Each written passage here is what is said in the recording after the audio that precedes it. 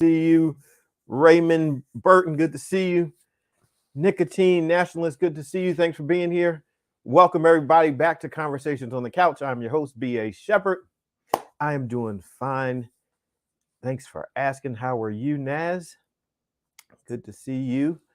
The Real Donka, good to see you. R Genesis, good to see you. Uh La Davis, good to see you. Saw your spams, good to see you. Robbie Pace, good to see you. Shouting out everybody that's joining on. We're going to talk purpose tonight. I'm excited. I'm really excited for a couple reasons. Some of you know, like in 5 hours, I'm crossing over. It's going to be my birthday in 5 hours, so I'm excited to be here tonight. There's this pre-birthday talk. In a few hours, I'm going to be celebrating, doing what I do to bring in my birthday. So I'm glad that we're here. This is going to be the last broadcast for this year of my life before I cross over. So I'm glad that you're here. And I'm super excited. And I told you all, look, I get excited about birthdays. So the fact that I'm on the verge of having another one excites me. I'm glad to have them. And I always say it's better than the alternative of not having one. So tonight's going to be a fun night. We're going to talk about purpose and really just in locking into purpose and finding the opportunities of purpose. Sometimes we can, go through life and feel like, oh, where's my purpose? What am I supposed to do in life? What am I supposed to do? Where am I supposed to be? What am I, how can I achieve something? Right. So sometimes we can get caught up in that, but we're going to talk about that tonight. So thanks. What's happening, Natalie? Hey, Joy. So everybody across all the platforms, I'm glad that you're here. But while we jump in, I want to talk to you about purpose because of a couple situations that have recently happened. So as you know, I've been getting back in shape, getting my body back together. I have equipment. I have a full gym in the barn with all the stuff. But I went into a couple of gyms because I was thinking, all right, I might go back into the gym, start training in the gym. And when I went into the gym, I noticed something. I had also been in a couple of gyms for the purposes of consulting work and helping them with their marketing and that kind of thing, helping them to develop an image and a picture so they could better serve their clients, get more clients. So I was in the gym for two different reasons. And as what I do, just as a side note, what I do when I'm going to work with someone, I'll go into their business before I have a meeting with them or anything like that. And I'll just see how they treat people. I'll just see how their operations are. So I went into a couple different gyms and saw how their operations were, saw how they were treating people. And I was just evaluating, right? Knowing that I was going to go back and have some conversations. But being said, I went into the gyms and I'm looking around.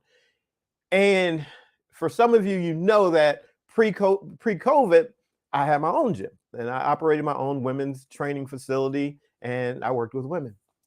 And when I went into these clubs and I saw them, I saw the very same thing that I saw, years ago. There were certain people that weren't really represented in the gym. Like people that were carrying extra body weight, right? Didn't really see them. They didn't really feel welcome. I'm looking at the commercials. I'm looking at their ads. Don't really see them. I'm like, I see a certain body type. I see a certain image, right? In most gyms, they promote a certain kind of way. But what I found was oftentimes the people that would want and desire the most help, right? Like, I really want to change my body, but I feel super uncomfortable going in because I feel like I'm fat and, I don't want people looking at me. I'm looking at the gym and I'm like, still the same approach. And I was talking to some of my friends that, some of them are overweight and they're like, nah, I wouldn't go there because I just really wouldn't feel welcome, right? Nothing about their advertisement, nothing about their messaging, nothing about the conversations or the things that they offer says that they're really thinking about me. And what it did for me is what it did for me back in the day. It triggered my same response to serve. I'm like, man, there are people that want to change their life.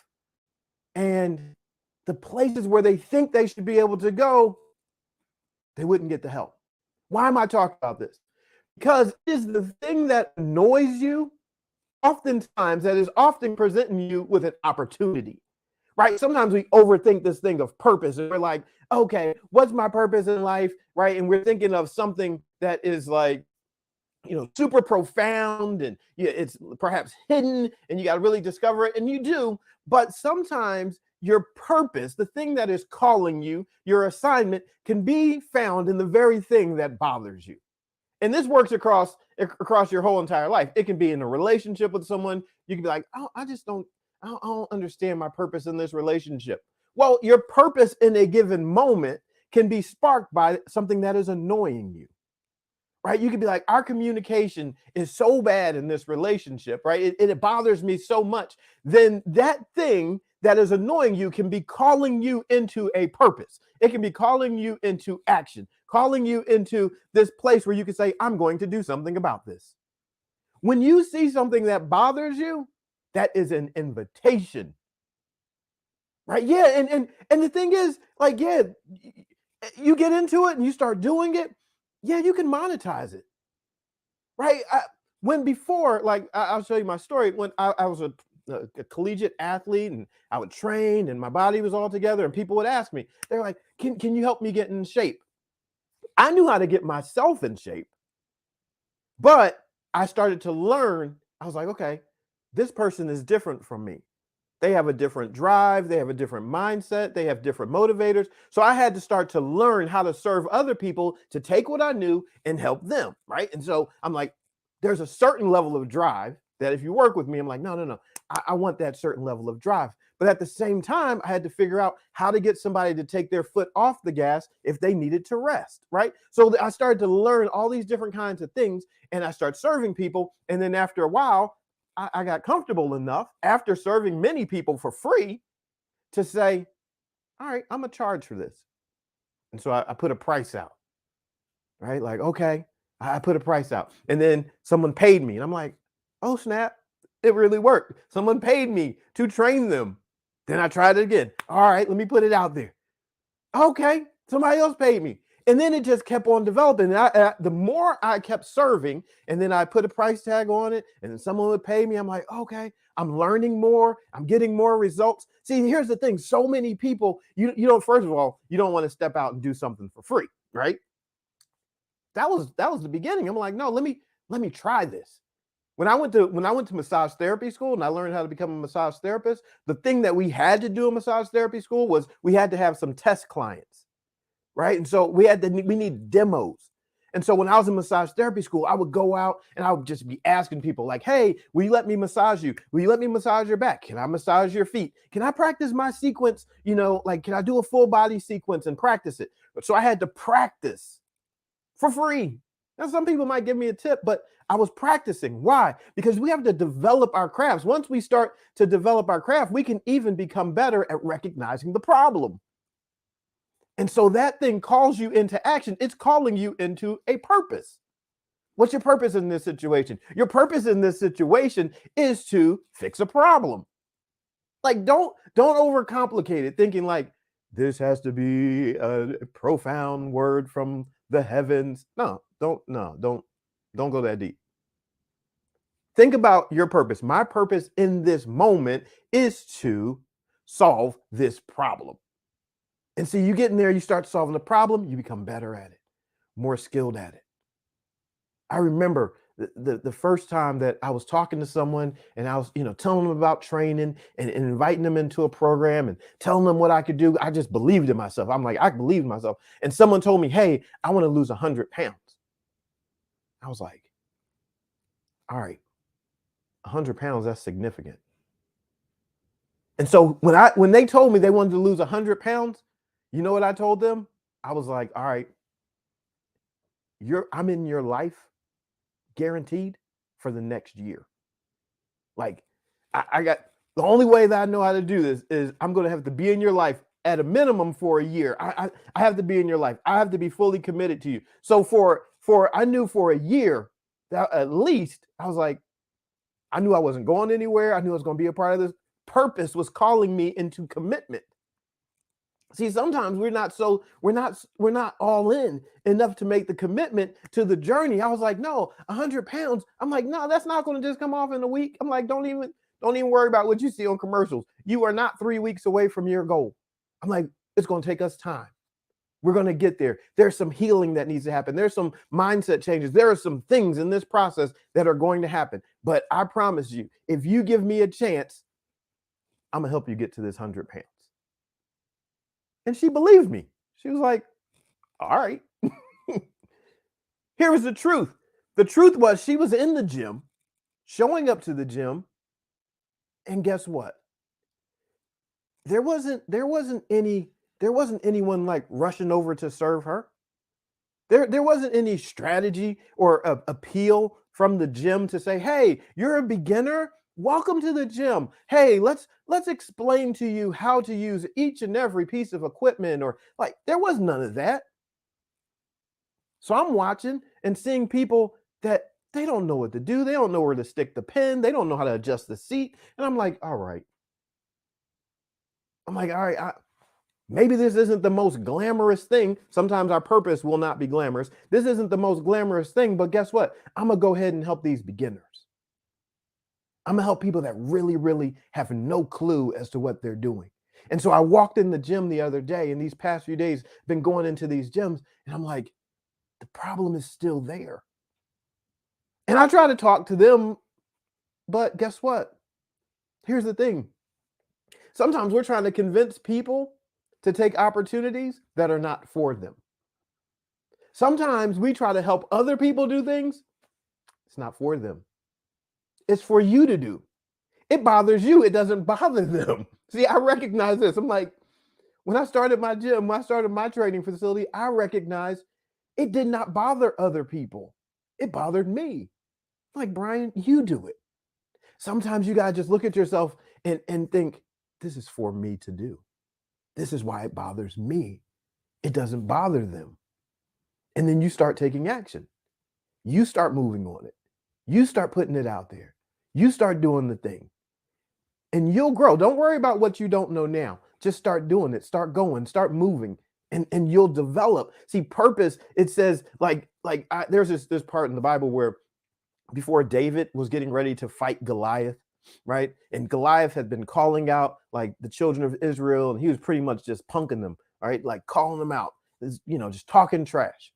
And so David, when David shows up and he's getting ready to fight, they're the army, they're kind of talking trash on him. His brothers are talking trash on him. They're like, you're an errand boy. You're here delivering food, right? But David said this, and I think this is one of the most powerful statements we can ever make. Is there not cause? David said, look, I hear everything that you're saying. I'm too young. I'm too small. I'm too this. I'm too that. But the problem is something that I see. Is there not a reason? Is there not a cause for me to get into this fight? All of you guys are standing around. You're warriors and all this good stuff. Saul, you're the king. You're head and shoulders bigger than everybody else. You're not taking action. So basically, nobody's fighting. This dude is calling us out. Is there not cause? He was like, there's reason enough in that for me to get into the fight. So guess what? The thing that annoys you can be reason enough for you to get into the fight. Like you're looking for purpose. That thing that annoys you, yeah, it's calling you. It's calling you. That thing is disturbing your peace because it is calling you into the fight. That's why it bothers you. Other people are not bothered by it. They don't even see it. You could be walking down the street and there could be trash blowing and hundreds of people might pass by it, but you see the trash. You're like, well, what does trash have to do with anything? Well, guess what? Somebody saw trash one day and guess what they did? They went and they got themselves a little pickup truck and they started putting trash on the back of their truck. And before long, it became 1-800-GOT-JUNK. Picking up trash, picking up the things that people wanted to throw away. They said we could make a whole business off of collecting people's undesirable things. They don't want that couch anymore. They don't want this. They don't want to move that. And so somebody said, I need to get rid of it, but I don't have a truck. I don't have a way to move it. I don't feel like picking it up. Who do I call? 1-800-GOT-JUNK. See, like, don't minimize your thing. Don't minimize the thing that's annoying you, thinking that there is an opportunity in it. You might not want to monetize it, but if you did and you put it together right, you certainly can. Don't minimize the impact of what you're thinking. That thing annoys you because there is an opportunity in it for you. Somebody, like you see, right, kids that have special needs. You're like, oh man, these kids have special needs. If I could develop a sports program or some type of program for them to be involved, I would really love to do that. Great, do it. Don't hold back. Try it.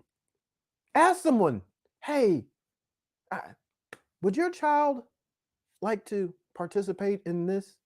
I have this idea. That's how it always starts. I have this idea. Or it starts like this. I was thinking. Those are powerful words too. I was thinking. I was thinking about starting a program with the horses for kids that have special needs.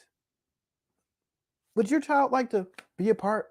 I mean, I don't know if it'll really work, but look, I at least want to try. Would you like to be a part of that? See that? Look, you don't have to act like you arrived. Just say, look, this is something I was thinking about, and something that was in my heart, something that I saw, and I want to try. Would you mind being a part of it? Let me have some feedback. Let me know what you think. Like you ask, present the opportunity. There are no wasted moments. Thinking about a friend of mine right now, and she's in the chat, Natalie, and she experienced the loss of her spouse.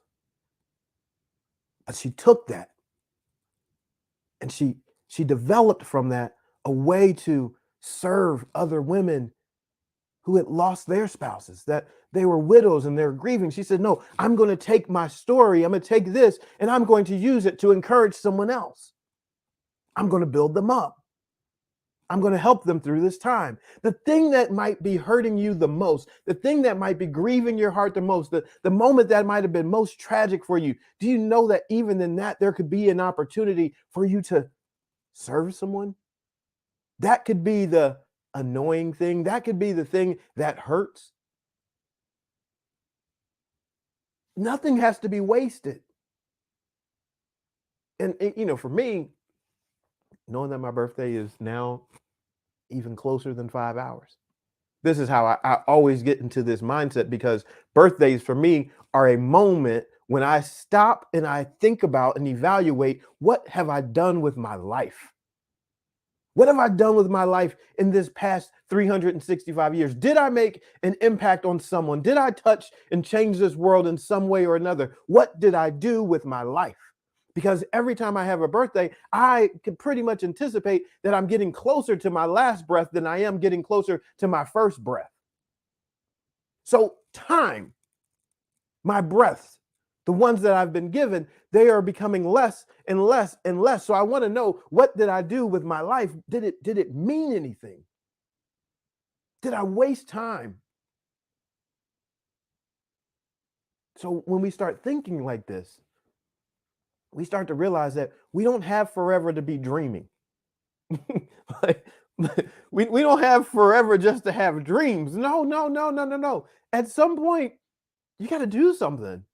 At some point, you got to look fear in the face and say, I might be afraid. I may not feel like I'm fully qualified, but I'm going to do something anyway, because I see that there's a cause, because there's a reason. I'm going to go for it. I'm going to try it. See what happens. What are you thinking about? What have you been thinking about that you've been holding back from? What's that thing that's been annoying you and bothering you that has touched your heart? And you're like, I should do something about this.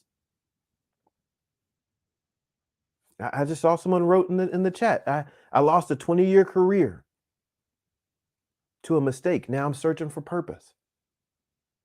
20 years. Mistake happens, career change, different opportunity. What will it look like? Totally unknown. Here's the thing.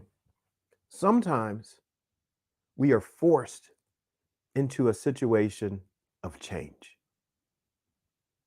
Sometimes we don't really have a say in the matter.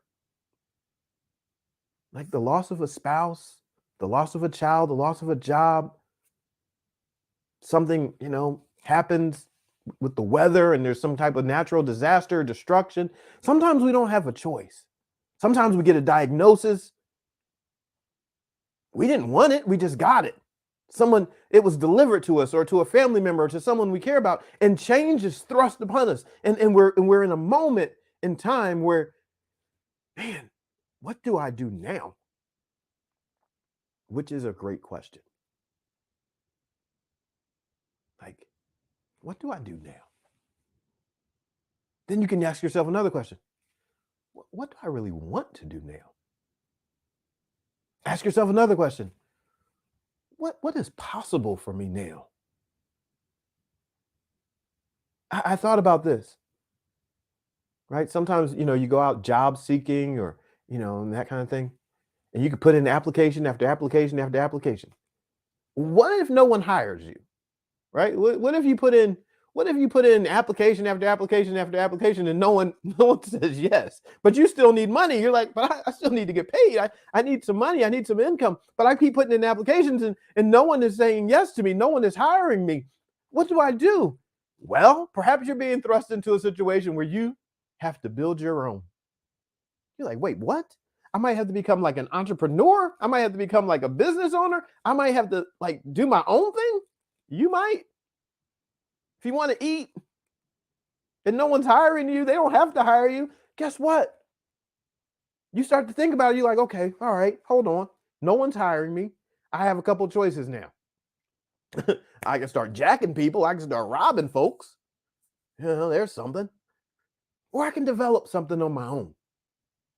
All right, look, maybe what I know, maybe what I'm interested in, maybe I could put it together in a certain kind of way. Maybe I can solve a problem for someone, and then ask someone if they would let me practice solving the problem for them. And if I can get someone to say yes, and then I solve the problem, then I can do it again. See, here's what I know. All you need is one shot. Just look for your one shot. Right? If you're in that place and you feel like you're stuck and all that, no, look for your one shot. Take everything that you have and you say, okay, maybe no one's saying yes to me, but I'm gonna work on this myself, and then I'm gonna find one person to let me help them. I'm gonna solve a problem for one person, and then you get that chance, you serve the mess out of it. Like I'm gonna serve this thing so good. I have no choice but to win. I have no choice but to make this happen. Nobody's hiring me anyway. I got to go all in. This person gave me a yes. I'm going all in. I'm going to make sure I get this result. See, sometimes the thing that has been thrusted upon you, the thing that is annoying you, the thing that is hurting you is also the thing that is knocking on your door saying, hey, this is opportunity. This is opportunity knocking. Would you mind opening up and letting me in? Hey, how about I want to come in here, right? Like opportunity is trying to step into your situation. Sometimes we think that we're stepping into an opportunity. No. Sometimes we won't open the door for opportunity to come in. Like, wait a second. Opportunity is on the outside. Right? So you look for your one chance, you open the door to opportunity, and you say, this is it. I'm not going to miss it. I'm going to go for this. I got this. I'm going to do this. Do not compare yourself to anybody else either, because you cannot show up like anybody else when you get your one shot. Okay? When you get your shot, the thing you don't need to do is be like everybody else. Like, Lord have mercy. Do not show up and be regular. Like, don't do that. When opportunity walks in, let opportunity see all that makes you you. Like if you have like half of your head green and the other half orange, great, be that. Like don't go dyeing your hair black. Like that's not you. That's not your zone. You don't flow like that. You got to be you. What I call it is your inner oddball. You got to find that inner oddball and be you. Be the thing that makes you strange. Be the thing where someone looks at you and they say, you're kind of different. I never met anybody like you. Yeah, that's what you want. You gotta find your weird so much so that when someone sees you, they're walking by, you got to catch their attention. Like, oh, did you see that lady with the half green, half orange hair? You gotta be different. Look, I'm gonna tell you a little secret. So here, this is a little something. So I go into this gym, right? I'm going into this gym because I'm evaluating them. They don't know I'm evaluating them, but that's what I'm doing. Like, I'm going into evaluating them. So on purpose, I go in, I put on a pair of jeans, I put on my cowboy boots, and I go into this. I have obviously a shirt on and all that, but I go into this gym, right? Boom, I go in. Because why did I put on my cowboy boots? Because I was going to see if these people were paying enough attention, reading the room, analyzing me enough to see if they could spark a conversation about something that would have been a clue. See, here's the thing: when someone comes into the gym, they're showing up because they want something out of their life, right? And so, like, as a trainer and as a person that teaches other trainers, I say, look for as many clues as you can get. So me walking in with cowboy boots on, if I ask you, hey, so what brings you in today? Oh, I'm just trying to get healthy. Great. They walk me around. That was it. Like, what are you trying to get healthy? Are you trying to get healthy? That's fantastic. I see that you have on cowboy boots. Noticing something?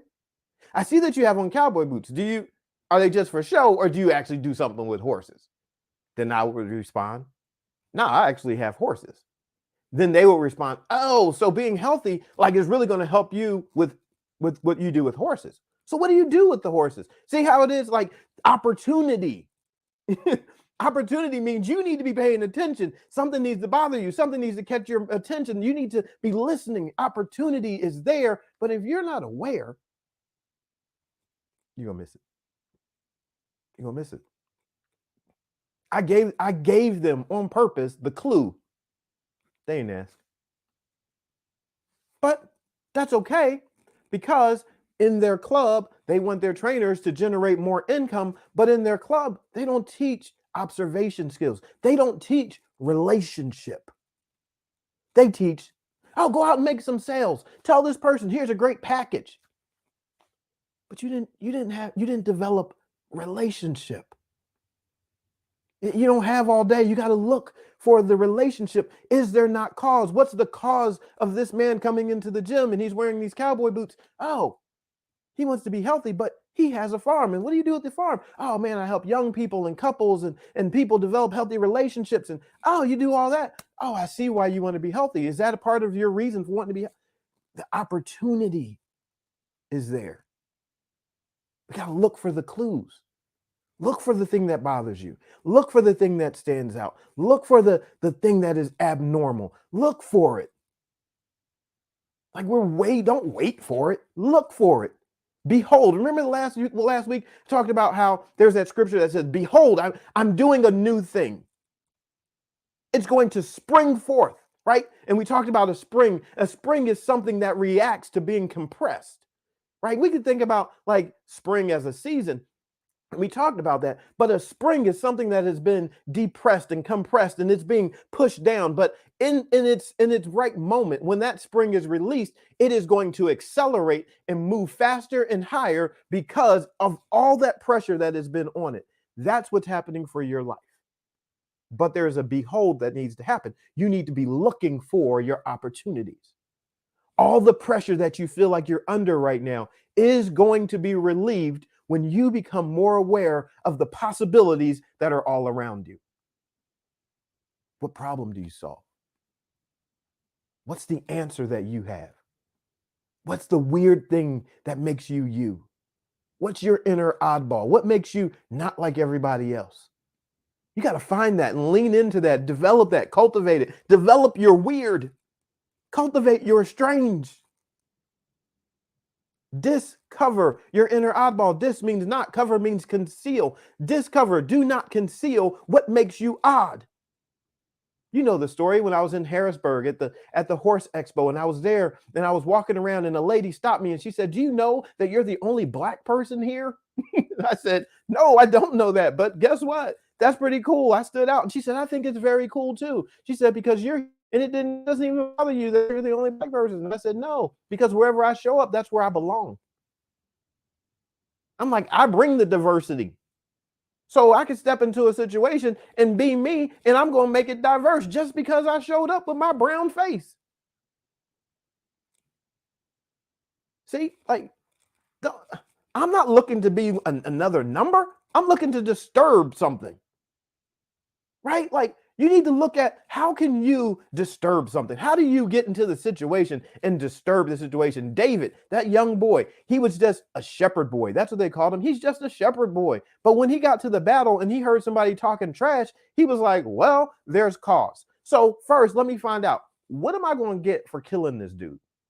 They're like, if you kill the giant, you're going to get a wife. You're going to get all this treasure, right? You're going to get all this stuff. David was like, bet. He was like, so I'm going to take what I have. The king tried to give him all kinds of armor. David put it on and he said, you know what? I haven't tried these things. This is not me. I don't know this stuff. I don't know all this armor. And by the way, why are you going to give me your armor? I'm not confident in this armor. You weren't willing to wear it to go out to the fight. Nah, I'm just going to take 5 smooth stones, put them in my shepherd's pouch. I'm going to take this slingshot and I'm going to go to work like this. He steps into the situation. The giant says, what am I, a dog that you're sending this kid out here? Come on. Like when you show up, with you and your weird self shows up, somebody's going to talk trash on you. Somebody should talk trash on you. If you can step into the situation and no one's talking trash on you, you're not weird enough yet. Go all the way in. Keep on going. Keep on pressing into what makes you strange, because somebody's going to tell you that you're not qualified. Somebody's going to tell you you don't know what you're talking about. Somebody's going to tell you you don't have the experience. And then you know what you say? Guess what? All that is working in my favor. Because I haven't been all in this industry for a long time, I have not been contaminated by the old mindsets. I have a fresh perspective. Now, what else you got to say? You can go ahead and agree with your enemies. You don't know what you're talking about. You know what? I may not know what I'm talking about, but my capacity to learn is so great that I can get into this moment, begin figuring things out and produce answers because I'm still in a curious state of being. I'm curious. Other people that have been around for a long time, they've become so settled that they're not even curious anymore. They're not exploring new opportunities. What else you got? What else? What else do you have? Like, what other way do you think you're going to disqualify me? Because I'll agree with you, and then I'm going to give you an answer for why that is working in my favor. But you got to build that up. You got to build that thing. Like, that kind of conversation has to be developed within you. And that comes from looking at your life, and you start to ask yourself, what am I doing? What kind of impact do I want to make? What am I doing with my time? When you start understanding, like, like David talked about, he's like, when he went to battle, he wasn't concerned. You know why? Because he had history of practice. He had history of showing up. He said, listen, I've rescued the sheep from a bear and a lion. He's like, no, I've killed those animals. I've killed what has tried to harm my family and my flock. He's like, no, this is what I do. I'm a certified killer. He's like, so when I go out to fight this giant, I'm going to treat him just like I treated them. History. This is why you have to start taking action. That thing that annoys you, you want to lose a few pounds. That's why you have to go out and walk today. That's why you need to go out and do 5 minutes. While you're sitting here right now, just do squats up and down for the next 5 minutes. Move your arms up and down. Do something for the next 5 minutes, because you can start developing a historical reference. You're like, oh yeah, I exercised 5 minutes today. And then tomorrow I'll exercise another 5. Like, Brian, hey, happy birthday to you. There's another 5 minutes of exercise. Right? Like, there's no excuses. There's no excuses not to practice. Practice your craft. Practice your gift. Practice your talent. Practice solving the problem. Faith without works is dead. Absolutely right. Faith with works, though, that's life. See, there's the other side. Faith without works, that's dead. Faith with works, that's life. So what do you want to bring life to? Think about it. Your situation's not going to change because you're just sitting here thinking. What do you want to bring life to? Because that's what I want to put action to. See, when you start getting it and you start rehearsing it, and it becomes like this is my language, this is my conversation, this is what I believe, this is what I have faith for, this is how I operate, this is how I move. Then there people can say whatever they want, situations can say whatever they want, but in the end, you're like, no, I know I win. So I'm gonna go ahead and start right now, knowing that I'm going to be victorious. Because why? Because as we talked about, we are strategic about this thing. Before we started, we looked at the end. What does the end look like for you? The end looks like victory. When I started with that woman, she said, I want to lose 100 pounds. What did it look like for me? I said, look, the first thing we're going to do, we're going to go out into your future, 100 pounds into your future. I can tell you what you look like. I'm like, I see your body. I see your muscles. I see the way your body is shaped. I see the outfits that you're wearing. I'm speaking because I've seen your future. Now we're going to walk that thing back, plan it out, and then we're going to walk all the way out to it. See, when you start with the end in mind, David, he said, no, I know that I'm going to kill this giant. I'm going to feed you to the birds. He started with the end in mind.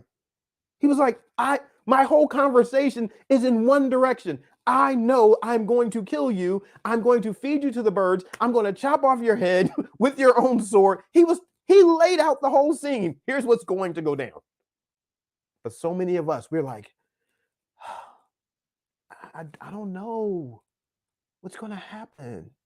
Why don't you know? Why don't you know? Like, why don't you know your vision? Why? Why have you not sat with it long enough? Why have you not rehearsed it enough? Why have you not practiced enough to be able to say, I know what's going to happen? The way that I'm showing up, I know what's going to happen. You've heard me say it. Like, I look into my future, I know what's going to happen. I know in my past I've been on stages. In my future, I know I'm going to be on more stages. I know what's going to happen. Right? When someone talks to me, Brian, can you help me change my body? Can you help me get healthy? Sure, what's the issue? Here's what it is. I know what's going to happen. I'm like, let's go out into your future. Let's go out and let's see it. Let's become intimately connected with what is going to happen. And then we're going to take that intimate connection that we had in your future, which is very much real, and we're going to step it back all the way back to today, and then we're going to walk it forward. See, the problem is so many of us are afraid of the intimacy in our future because we think, oh, someone told me to be realistic. No, you're dreaming, you're envisioning, you're thinking. That's not realistic. When somebody says be realistic, they're telling you, don't think that. I'm telling you, then be unrealistic. Be unrealistic. I want you to be unrealistic. Think about what you see at your end point, your victory point. Think about your victory point. Think about your top of the mountain. And then you say, when I get to the top of the mountain, I'm going to ask you, what are you going to see? What do you see at the top? When you're standing at the top of your mountain, what do you see? Oh man, Brian, I see my family. Man, I see my health. I see my business. Like, how far do you see? Oh, I can see out. Like, what do you see at the horizon? Oh man, I see the clouds. I see the sun. Man, it's different. What does it look like at the top of your mountain? See, as long as we have a bottom of the mountain mindset, as long as we're at the base of the mountain and we're looking around and we're like, it's just a lot of people down here. There's a lot of people down here at the mountain. I just see a lot of the mountain at the bottom of the mountain, right? But do you know that when you go to the top of the mountain, as you climb the mountain, there are different points of the mountain. There are places when you're climbing a mountain where the air starts to change things, the environment starts to get different. You see less and less people at the top of the mountain than you do at the bottom. So stop worrying about all the people that are down at the bottom of the mountain telling you to give up on your mountaintop experience. Like, think about it. You're like, you know what? I'm not going to sit here and have conversations with bottom of the mountain people because they're only going to have bottom of the mountain conversations. They're not troubled by what troubles you. that Stop talking to people that are okay at the bottom of the mountain. They're down at the bottom of the mountain. They're breathing so easy. They're like, this bottom of the mountain air is all right. No. You want something different. You're bothered by bottom of the mountain existence. That's why you're like, no, I have to get healthy. I have to get strong. I have to launch my business. I need to do what I need to do. Because you say there's something in my capacity that wants a different kind of breathing experience. I need my heart to be expanded in such a way that it's being tested because I'm going for the top of the mountain. When you go to the top of the mountain, then your body has to be different. You know, like walking up a mountain means that your legs need to be different. Your cardio, your conditioning, your muscles, your mindset, all this stuff, who's around you, all that stuff begins to matter. The bottom of the mountain is okay for somebody, but just not for you. So you got to go. And before you go, just start thinking about what it looks like when you're in that position of victory. Like, don't just run out. No, I want you to just get it in your mind.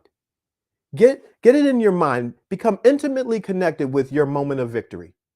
Your mountaintop victory moment. What does it look like? What does it feel like? What does it sound like? What does it smell like? I need that thing to become so real to you that you're like, I would be crazy not to go. It would be insane of me to stay here at the bottom of the mountain when I've seen that. Have you ever stood at the top of a mountain? Have you ever stood on a really high hill? Have you ever stood at the edge of a cliff and just looked out and just been like captured? Have you ever been captured by beauty that perhaps others weren't willing to pay the price to see? It's something like that. Look. Oh man, you're climbing that mountain. You going to that top. There's a reason why you have to go. Because you are a light that has been placed and designed to be on top of a hill. You are a light that is meant to shine, but that's going to happen at the top of the hill. You have to get into that place where you are going to be elevated. And I know for somebody, you're like, what? That makes me uncomfortable. I know. That's why you have to go, though, because there's something else in you. And this is encouragement. There's something else in you that has to be broken, where you feel like you're not supposed to shine. You're not supposed to be seen. You're not. No, I'm used to being in the background. Yeah. I know that one. It's not for you anymore. You're being called to a higher level because you need to shine for people to see. There's something in your brilliance that needs to be seen. Lights don't shine for themselves. Your light needs to be seen by somebody. Do you know why we know David? Like, you don't have to be a Bible person, but basically everybody knows David from David and Goliath. Like, you never had to crack open the Bible ever in your life, but you know the story of David and Goliath. It gets used. It gets used all the time. David versus Goliath, the little guy versus the big guy. We know. Why do we know his name? Only because he decided in a particular moment that there was a cause. He said it. Is there not cause? And then he took action. He said, I'm going to do what I do very well. I'm about to win this battle. That's for you. This is your David moment. This is where your story is being written. Right? Don't approach it like you're a loser. Okay? Put that out. That's out. Do not approach this fight like a loser. Approach this fight with one thought. I'm about to win this, and it's not even going to be close. This is about to be a blowout. This is about to be convincing. What's about to go down right here? This, oh yeah, this is going to be no doubt. I will leave no doubt about the victory that's about to happen. Like, this is how you approach this season of your life. Behold, I do a new thing. It will spring forth. The spring is convinced that when this depression lifts off of me, when this thing that has been pressing me down lifts off of me, a spring, if it could talk to us, a spring would say, the moment that I get a chance, when this thing lifts off of me, I'm out of here. I'm not waiting around. I'm out of here. I'm going to another level so quick, it's going to blow minds. Like, let's go. Right now, immediately, suddenly. Like, this is what this is. This is suddenly. You can send a text message to someone, it gets there suddenly. Like, stop. This is not a delayed moment. This is suddenly. Don't question yourself. Don't question your experiences. Do not question what has been. This is suddenly. Like, you have some experiences. You have some things that you've been through. You got to go. You got to go now. It's time. This is your moment. This is your go. See your mountain? Go. See your mountain? Go. Take another step. It's getting hard. Go. Just keep on going. Just do not stop. You cannot afford to hang out at the bottom of the mountain. You've been around this mountain long enough. It is time for you to go to another level. You walked around the bottom of the mountain long enough. It has not satisfied you. You got to go. And the only reason that you're here is because you know it's true. You know it's true. Listen, there's no way that we're having this moment right now with billions of other things that you could be doing. There are billions, millions, trillions, however many other social media platforms, people talking, sharing. There's so many other places you could be.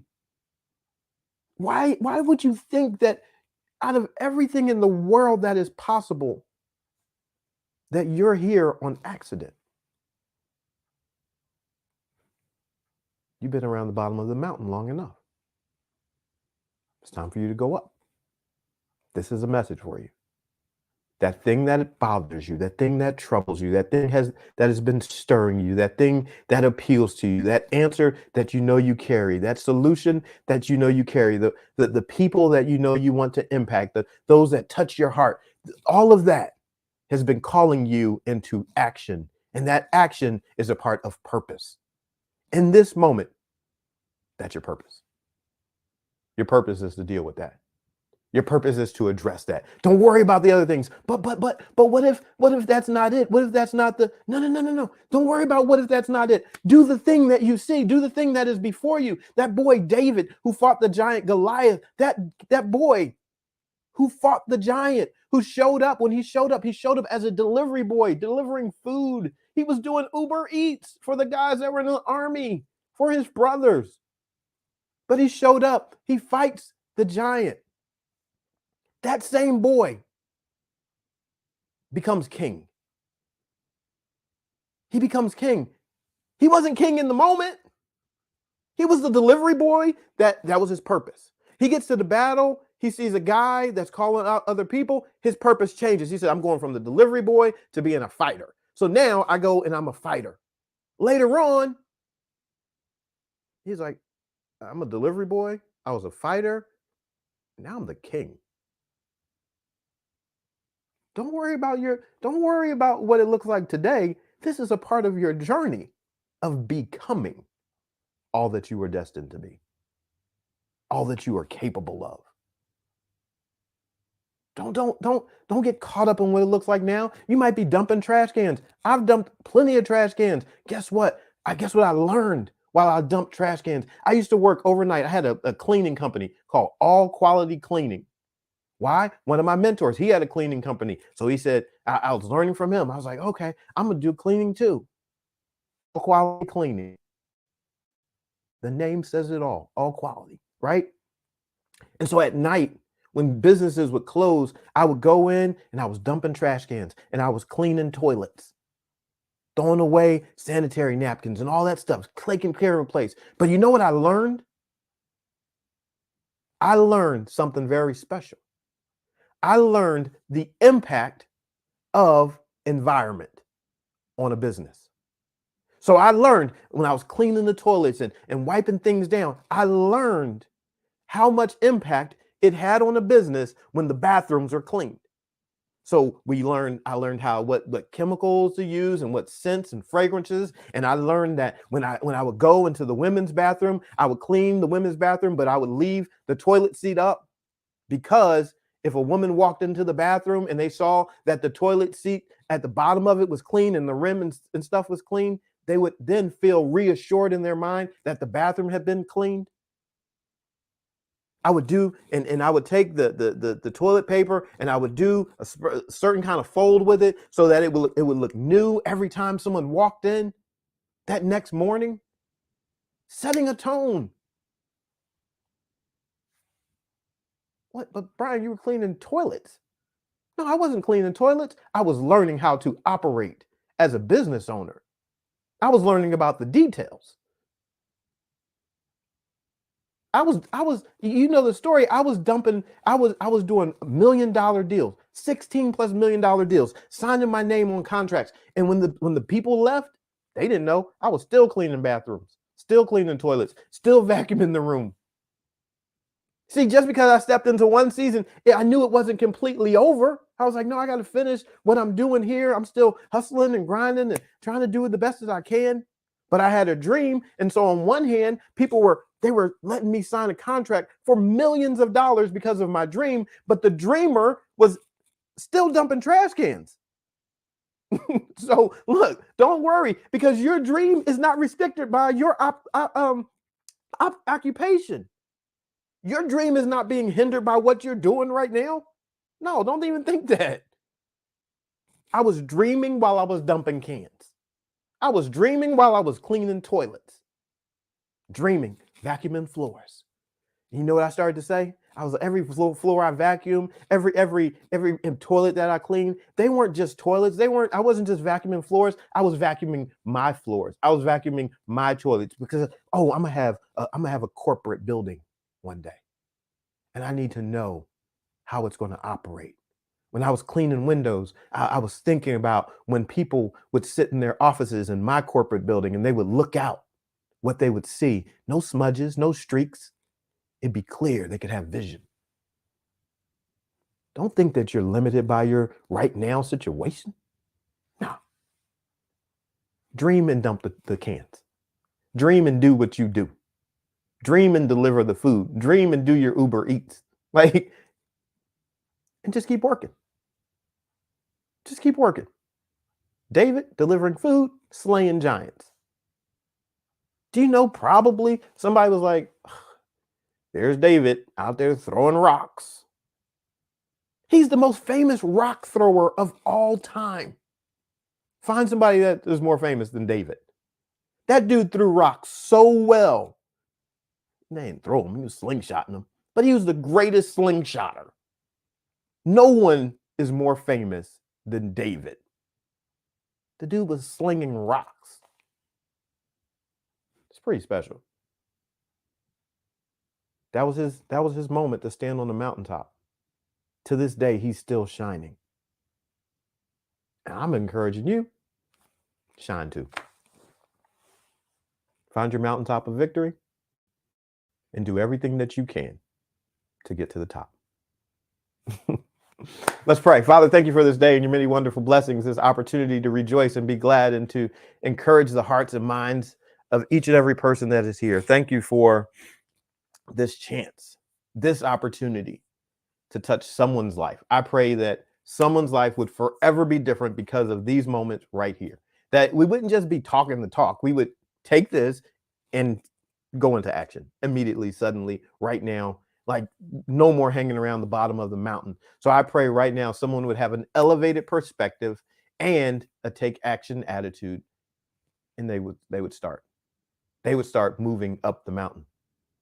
With every obstacle and challenge that comes with the mountain, I pray that someone would be excited for their mountain climbing journey. Like, make it great for them.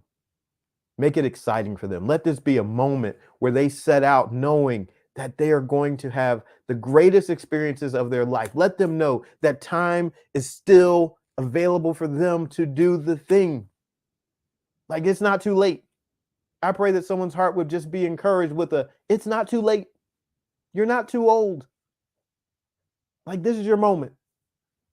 Lord, I pray that you would just wrap that around someone's heart that needs it. Like, in the midst of the changes and the circumstances in life, that the hand that we felt like we're being dealt, I pray that someone would look at their hand differently. I pray that someone would stand on the tabletops, look at life from a different perspective. I just pray for the unusual to happen. I pray for the inner oddball to be discovered. I pray for the weird, for it to be leaned into, to be accentuated, to be developed, to be cultivated. I pray for just an unusual to happen. Let that be the word that just rings in someone's heart, that their unusual is needed.